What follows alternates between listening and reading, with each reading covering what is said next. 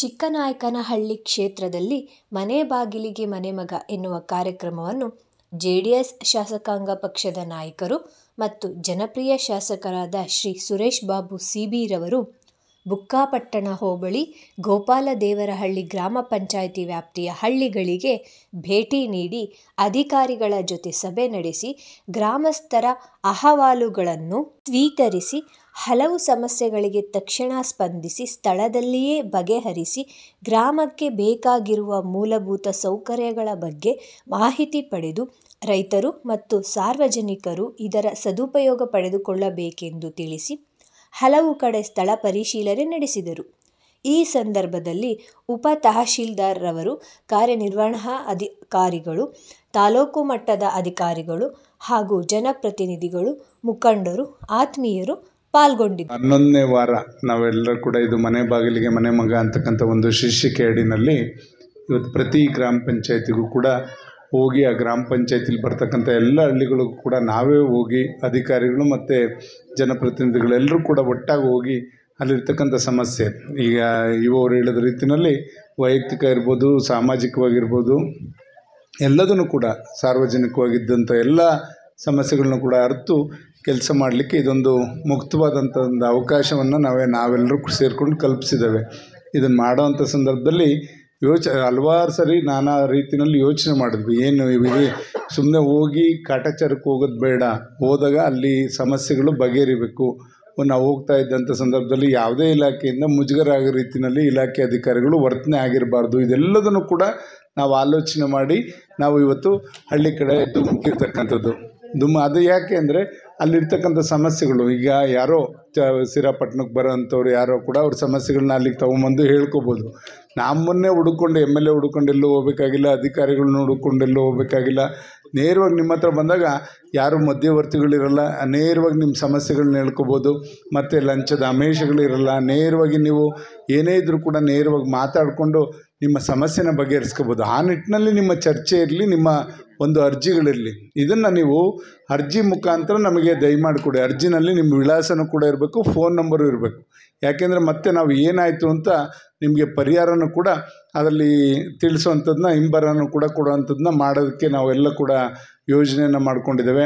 ಅದರಿಂದ ಏನಾಗುತ್ತೆ ಅಂದರೆ ಬರೀ ನಿಮ್ಮ ಅರ್ಜಿ ತಲುಪಿದೆ, ಇದಕ್ಕೆ ಸೂಕ್ತ ಪರಿಹಾರ ಕಂಡುಹಿಡ್ಕೋತೀವಿ ಅಷ್ಟೇ ಅಲ್ಲ, ಏನು ಮಾಡಿದ್ದೀವಿ ಅಂತಕ್ಕಂಥದ್ದನ್ನ ನಿಮಗೆ ತಿಳಿಸುವಂಥ ಕೆಲಸ ಮಾಡಲಿಕ್ಕೆ ನಾವು ಪ್ರಯತ್ನವನ್ನು ಮಾಡ್ತಾಯಿದ್ದೀವಿ. ಖಂಡಿತ ಈ ಸದುಪಯೋಗನ ಗ್ರಾಮಸ್ಥರುಗಳು, ಎಲ್ಲ ಗ್ರಾಮದ ಗ್ರಾಮಸ್ಥರು ಕೂಡ ಇದನ್ನು ಸದ್ಬಳಕೆ ಮಾಡಿಕೊಂಡ್ರೆ ನಿಮ್ಮಲ್ಲಿರ್ತಕ್ಕಂಥ ಸಮಸ್ಯೆಗಳು ಮತ್ತು ನೀವು ಅಲಿತಕ್ಕಂಥದ್ದು ಈಗ ಏನಾಗ್ತದೆ, ಜಾಸ್ತಿ ಅಲಿತಕ್ಕಂಥದ್ದು ನಮ್ಮ ತಾಲೂಕು ಆಫೀಸ್ಗೆ ಕಂದಾಯ ಇಲಾಖೆಯಲ್ಲೇ ಸಮಸ್ಯೆಗಳು, ಸಣ್ಣ ಪುಟ್ಟ ತಿದ್ದುಪಡಿ ಇರ್ಬೋದು, ಪಾವತಿ ಖಾತೆ ಇರ್ಬೋದು, ಮಂಜೂರಾತಿ ಇರ್ಬೋದು, ಇಂಥವಕ್ಕೆ ಯಾವ ಇಲಾಖೆನಲ್ಲೂ ಅಷ್ಟೊಂದಿಲ್ಲ.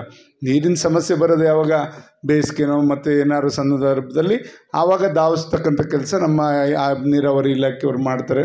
ಕುಡಿಯೋ ನೀರಿಂದು ಮತ್ತು ಮನೆಗಳದ್ದು ಇದೆಲ್ಲ ಸಮಸ್ಯೆಗಳಿದ್ದರೆ ಖಂಡಿತ ಈಗ ಒಂದು ನಮ್ಮಲ್ಲಿ ಚಿಕ್ಕನಾಯಕನಹಳ್ಳಿಯಲ್ಲಿ 13 ಪಂಚಾಯತಿಗೆ ಮನೆಗಳು ಬೇಡ, ಅವೆಲ್ಲವೂ ಕೂಡ ಮತ್ತೆ ಇಲ್ಲಿಗೆ ಡೈವರ್ಟ್ ಮಾಡ್ತೀನಿ. ನಾನು ನಿಮಗೆ 7 ಪಂಚಾಯತಿಗೆ ಡೈವರ್ಟ್ ಮಾಡ್ತೀನಿ. ಹಿಂದೆ ಒಂದು ಸಲ ಕೊಟ್ಟಿದ್ದೆ, 4,000 ಮನೆ ತಂದು 1,800 ಮನೆ ಬುಕ್ಕಾಪಟ್ಟಣ ಹೋಗ್ಲಿಕ್ಕೆ ಕೊಟ್ಟಿದ್ದೆ. ಸೋಮಣ್ಣವರು ಗೃಹ ಸಚಿವರಾದಾಗ ಅದರಲ್ಲಿ ಎಷ್ಟೋ ಉಪಯೋಗಿಸ್ಕೊಳ್ಳಿಲ್ಲ ಅವರು, ಪಂಚಾಯತಿಯವರು ಎಷ್ಟೋ ಉಪಯೋಗಿಸ್ಕೊಳ್ಳಿ. ಈಗಲೂ ಅಷ್ಟೇ, ಒಂದು ಇವರು ಯಾರ್ಯಾರು ಸೈಟ್ ಇದೆ, ಮನೆ ಇಲ್ಲ, ಹೌಸ್ಲೆಸ್, ಎಲ್ಲ ಪಂಚಾಯತಿಲು ಕೂಡ ಒಂದು ಪಟ್ಟಿ ಮಾಡಿಸಿ ಅದನ್ನು GPS ಮಾಡಿ ಇಟ್ಕೊಂಡಿದ್ರೆ ಯಾವುದೇ ಸಂದರ್ಭದಲ್ಲಿ ಬಂದಾಗ, ಅದು ಹಳೆ ಮನೆ ಇರ್ಬೋದು ಮತ್ತು ಇಲ್ಲ ನಿವೇಶನ, ಖಾಲಿ ನಿವೇಶನ, ಇಂಥದ್ದು ಅವ್ರಿಗೆ ಅವಶ್ಯಕತೆ ಇದೆ ಅಂತಂದವ್ರದ್ದು ಎಲ್ಲರದ್ದು ಮಾಡಲಿ ಸರ್.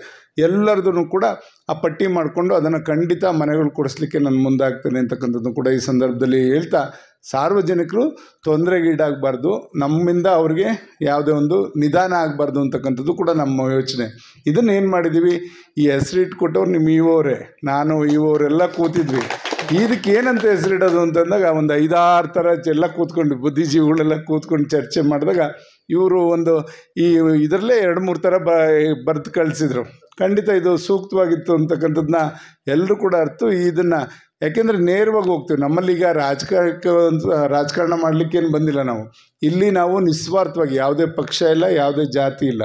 ನೀವು ಪಾಂಪ್ಲೆಟ್ಸಿಂದ ಹಿಡಿದು ಎಲ್ಲ ಅಬ್ಸರ್ವ್ ಮಾಡ್ತಿದ್ರು ಅಣ್ಣವರು. ಇಲ್ಲಿ ಯಾವುದೇ ಹುಡುಕಕ್ಕೆ ಒಂದು ಸಣ್ಣ ಪುಟ್ಟ ಲೋಪ ಹುಡ್ಕೋಕ್ಕೂ ಸಾಧ್ಯ ಇಲ್ಲ. ನಾವು ಯಾರಿಗೂ ಕೂಡ ಒಂದು ಪರವಾಗಿ ವಿರೋಧವಾಗಿ ಮಾಡ್ತಕ್ಕಂಥ ಕೆಲಸಕ್ಕೆ ನಾವು ಇಲ್ಲಿಗೆ ಬಂದಿರತಕ್ಕಂಥದ್ದು ಸಾರ್ವಜನಿಕರು, ನಮ್ಮ ತಾಲೂಕಿನವ್ರು, ನಮ್ಮ ಕ್ಷೇತ್ರದವ್ರ ಜನ, ಅವ್ರ ಸಮಸ್ಯೆಗಳೇನಿದೆ ಅರಿತು ಅವ್ರಿಗೆ ಸ್ಪಂದಿಸಿ ಕೆಲಸ ಮಾಡೋದಷ್ಟೇ ನಮ್ಮ ಕರ್ತವ್ಯ ಅಂತ ನಾವು ಭಾವಿಸ್ಕೊಂಡಿರೋದು. ಇದು 2 ತಿಂಗಳಿಗೆ ಒಂದು ಸತಿ ಒಂದೊಂದು ಹೋಬಳಿನಲ್ಲಿ ಒಂದು ಪಂಚಾಯತಿಗೆ ಬಂದೇ ಬರ್ತೀವಿ. ಈಗಾಗಲೇ ಬುಕ್ಕಾಪಟ್ಟಣ ಮುಗೀತು, ನೆಕ್ಸ್ಟ್ ಇಲ್ಲಿಗೆ, ನೆಕ್ಸ್ಟ್ ಯಾವ್ದು ಹಾಕೋದು ಅಂತಕ್ಕಂಥದ್ದು. ಈಗ ಕುರುಬಳ್ಳಿನೋ ಯಾವ್ದಾದ್ರು ನೇರ್ಲೆಗುಡ್ಡನೋ ಯಾವ್ದಾದ್ರು ಪಂಚಾಯತಿ ಆ ಕಡೆ ಆಲ್ಟರ್ನೇಟ್, ಈ ಭಾಗಕ್ಕೆ ಒಂದ್ಸಲ ಬಂದರೆ ಆ ಕಡೆ, ಈ ಥರ ಹೋದರೆ ಏನಾಗ್ತದೆ ಅಂದರೆ ಎಲ್ಲೋ ಒಂದು ಕಡೆ ನಾವು ನಿಮ್ಮ ಹೋಬಳಿನಲ್ಲಿ 2 ತಿಂಗಳಿಗೆ ಒಂದು ಸತಿ ಸಿಗ್ತಾ ಇರ್ತೀವಿ. ನಿಮ್ಮ ಸಮಸ್ಯೆ ಯಾವತ್ತು ಕೊಟ್ಟಿದ್ದು ಏನಾಯಿತು ಅಂತಲೂ ನೇರವಾಗಿ ಕೇಳ್ಬೋದು ನಮ್ಮನ್ನು.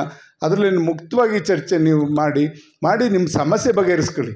ಚರ್ಚೆಯಾಗೇ ಉಳಿಬಾರ್ದು, ಸಮಸ್ಯೆಯಾಗೇ ಉಳಿಬಾರ್ದು. ಸಮಸ್ಯೆಗಳು ಬಗೆಹರಿತಾ ಹೋಗಬೇಕು, ಜನಗಳು ನೆಮ್ಮದಿಯಾಗಿ ಜೀವನ ಮಾಡಬೇಕು, ಅಷ್ಟೇ ನಮ್ಮ ಉದ್ದೇಶ ಆಗಿರೋದ್ರಿಂದ ಖಂಡಿತ ಈ ಒಂದು ಏನು ವೇದಿಕೆ, ಮುಕ್ತವಾದಂಥ ವೇದಿಕೆನ ನಾವು ಶಾಶ್ವತವಾಗಿ ಇದನ್ನು ಮಾಡ್ಕೊಂಡು ಹೋಗ್ಬೇಕು. ಯಾವತ್ತೂ ಕೂಡ ಇದು ಬಿಡಬಾರ್ದು ಅಂತಕ್ಕಂಥದ್ದು ಆಲೋಚನೆ ಇದೆ. 26ಕ್ಕೆ ನನಗೆ ಫಾರಿನ್ ಟೂರ್ ಹೋಗೋದಿದೆ, ಏನು ಮಾಡೋದು ಅಂತ ಇನ್ನೂ ಯೋಚನೆ ಮಾಡ್ತಾಯಿದ್ದೆ. ಸ್ಪೀಕರ್ ಎಲ್ಲ ಕೂಡ ಅಮೇರಿಕಾಗೆ ಹೋಗೋದೊಂದು ಪ್ಲ್ಯಾನ್ ಇದೆ, 2 ವಾರ ಅಲ್ಲಿ US ಕೌನ್ಸಿಲೇಟ್ ಜೊತೆ ಹೋಗೋದೋ ಬೇಡೋ ಇನ್ನೂ ಕೂಡ ಜಿಜ್ಞಾಸೆಯಲ್ಲಿದ್ದೀನಿ. ಯಾಕೆಂದರೆ ಈ ಕಾರ್ಯಕ್ರಮ ತಪ್ಪಿಸಬಾರ್ದು ಅಂತಕ್ಕಂಥದ್ದು ನನ್ನ ಉದ್ದೇಶ.